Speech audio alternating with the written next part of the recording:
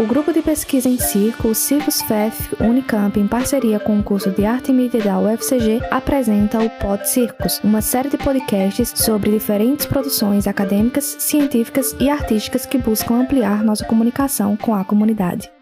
Olá, meu nome é Daniel de Carvalho Lopes, eu moro no interior do estado de São Paulo, mais precisamente na cidade de Campinas, e venho atuando com circo desde 2005, quando eu ingressei na Faculdade de Educação Física da Unicamp, e principalmente quando eu iniciei minha participação no grupo de pesquisa em circo, os Circos da FEF Unicamp, coordenado pelo Marco Bortoleto e pela saudosa Hermínia Silva. A partir desse ingresso na faculdade, eu passo a trilhar meus caminhos formativos e profissionais, que vão muito no sentido da história do circo, por meio de pesquisas, estudos, orientações e assim por diante, sempre em parceria com a Hermínia Silva, mas também percursos esses que seguem também pelo campo da pedagogia, das atividades circenses e circo social. Hoje eu atuo como pesquisador, professor de história do circo, educador de circo social e como coordenador do portal Circo Conteúdo, um dos grandes legados que a Hermínia Silva e a Verônica Tamaoki, coordenadora do Centro de Memória do Circo, deixou para a gente. Uma plataforma digital que se caracteriza como um grande acervo digital de pesquisas, textos, artigos, trabalhos acadêmicos, textos de colunistas ambientados no expandido universo das artes circenses e de livre acesso gratuito a todas as pessoas. Já que a gente está falando de formação, nada mais coerente do que a gente apresentar o Circo Conteúdo e divulgar essa plataforma que é um dos grandes legados, como eu disse, da nossa saudosa Hermínia Silva. Bom, para além dessa minha formação,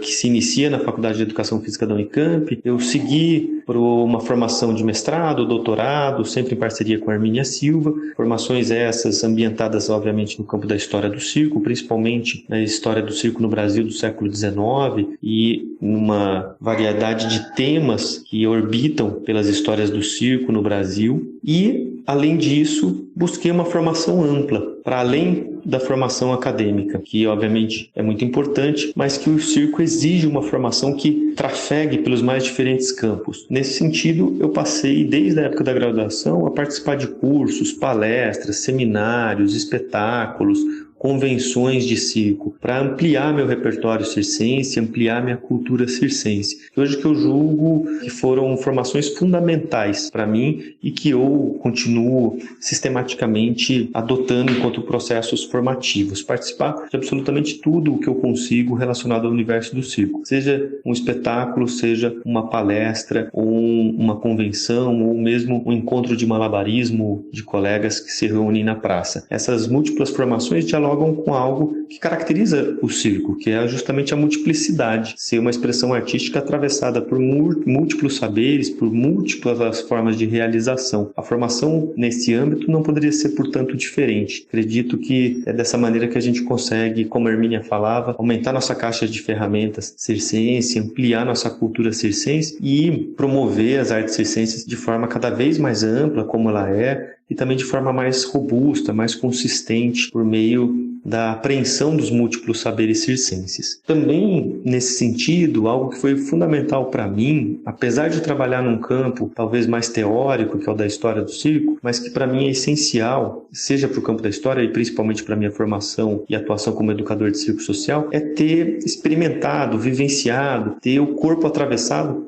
pelas práticas circenses, ou seja, ter praticado e ainda praticar malabarismo, equilibrismo, acrobacia, mergulhar efetivamente nas práticas circenses, permitir o corpo atravessado por esses saberes. Isso é algo que para mim tem sido fundamental, mesmo no campo de formação e atuação na história do circo. Conhecer o circo pelo corpo é algo absolutamente importante para a gente dimensionar a importância dessa prática, os múltiplos saberes que orbitam o circo. Então, é algo que eu recomendo a todas as pessoas, sejam elas ligadas ou não às universidades, sejam elas atuantes mais no campo teórico da pesquisa. Fazer circo é algo absolutamente importante. É um momento em que a gente corporifica esses saberes, que a gente compreende o quanto que o circo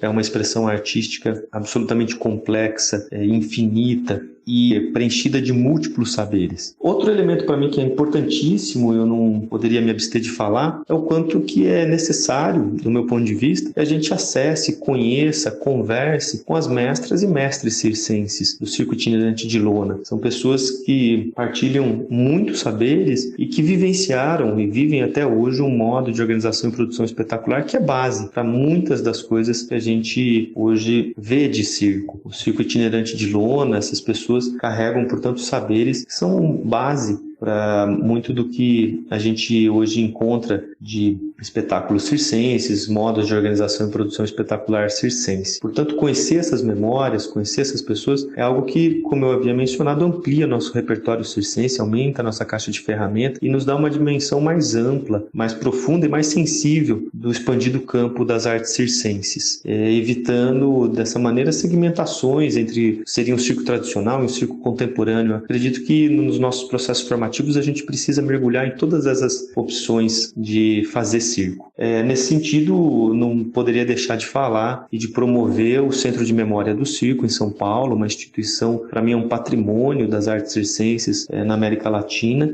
e que vem oferecendo muitos cursos, muitas formações ambientadas na história e memória circense e que mantém vivo esse caldeirão amplo, complexo dos saberes circenses. Enfim, fazer circo, aprender circo, formar em circo, pressupõe compreender a multiplicidade da linguagem circense, no meu entender, e, portanto, acessar múltiplos caminhos formativos, sejam eles ligados às memórias, sejam eles ligados ao corpo, sejam eles ligados a seminários, encontros e espaços formativos diversos. Fica meu abraço e feliz por participar desse podcast.